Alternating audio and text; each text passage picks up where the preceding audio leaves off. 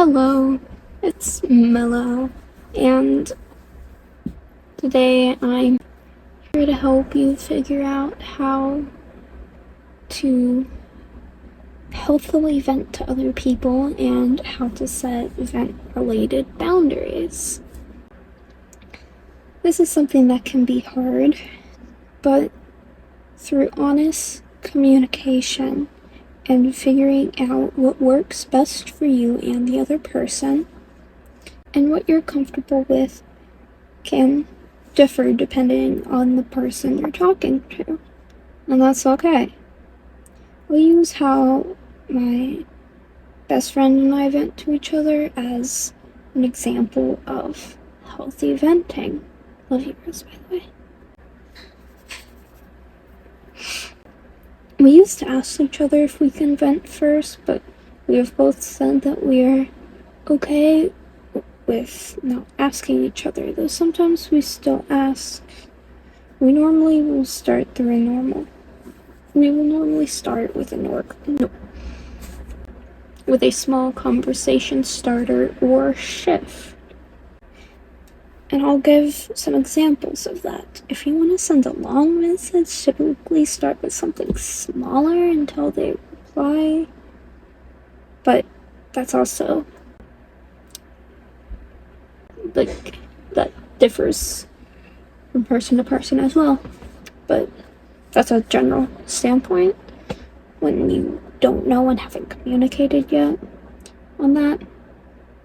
But anyway, back to the examples I said I would give. We sometimes send a gift that's crying or saying a small sentence about what's wrong, like saying that an appointment was sucky or that doctors don't know how to do their job, and etc. If we don't know how the other is doing, if something just happened to the other, or the other is very tired or possibly asleep, that's a good example on when it's good to ask first, even if communicated, that is not something that is necessary. Now, if there's something going on with both of you, you can either talk about it at the same time, going back and forth and helping each other get through it, or one go and then the other go, and still help each other get through it.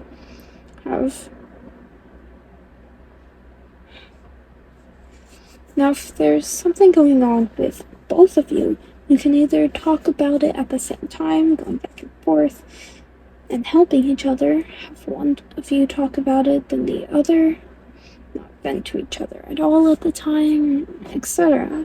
Just don't make people help you when they're not in a place to, and don't help people when you're not in a place to. If it's an emergency, that's different in a sense, but don't wear yourself out. This does depend on if you both want to talk about it and or are both in this headspace to help and or listen at that time, because as I said, you need to make sure everyone's in a place to help. It's on the wall. Sometimes people are not in the headspace to help others, and that's okay. If this happens often, it's good to work out a system on that as well. Like, you could ask, just, is it okay if I vent, or something like that, and just working out a system depending on how things work for you and that person. The best way to typically go about that, because something that works for you may not work for another, and it may be hard to find a compromise that works well for both of you. Generally, work that out with them, and even if that takes a long time to figure out. And if your boundaries or their boundaries change, that's okay. Like, things and people change. So boundaries change, obviously. I normally try and give comfort in the best way I'm capable of, giving appreciation, suggesting distractions, adding light humor, etc. But of course, it all depends on the person I'm talking to. Like, some people I might not include humor. Some people I might just try to be humorous. It depends on who I'm talking to and how I know I can help them.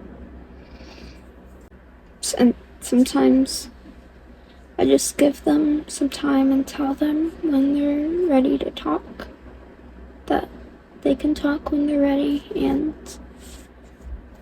then I go from there. Like with my boyfriend, when he doesn't feel well, he normally doesn't want to talk. So when I can tell there's just something wrong and he's not talking, I'll just tell him to talk when he's ready, and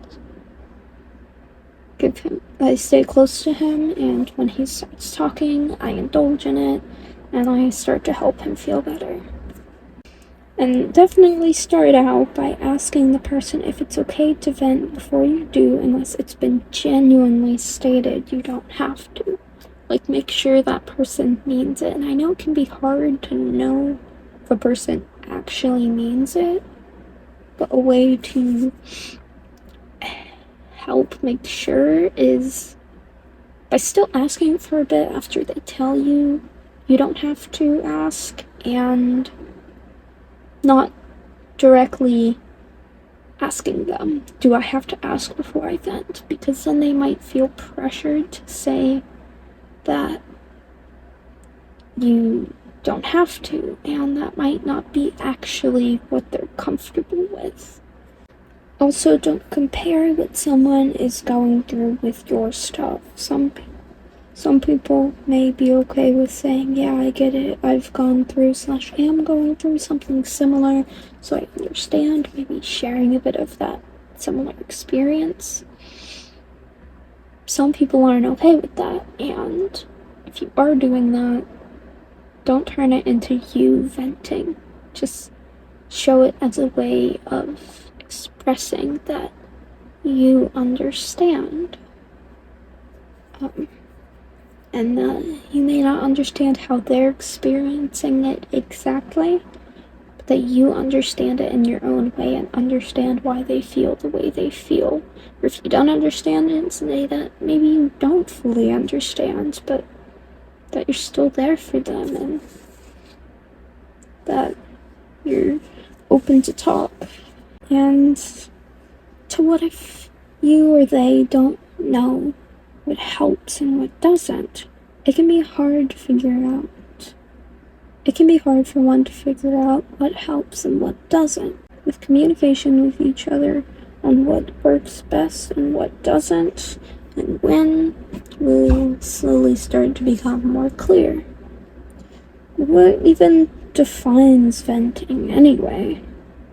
What is generally considered venting is a somewhat different subject depending on the person you ask for what they might consider venting and not venting, but I'll give the baseline. Venting is when there is something negative weighing on you and you want to confide in someone or talk about it, whether that be about past, present, future thoughts in your head, urges, etc. Something negative that you feel negative about. Like, it could be trauma, fears, issues. If it's not bothering you at all at the time, but you still talk about it, like if it's something serious, like some form of trauma,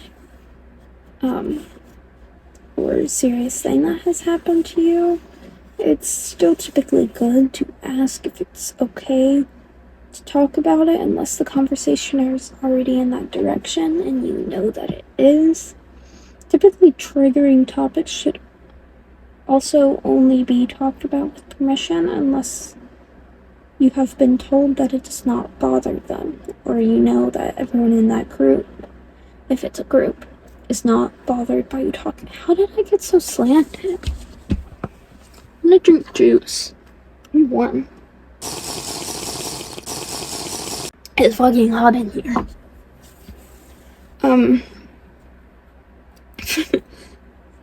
I didn't realize I did that like right at the end of the script, but anyway,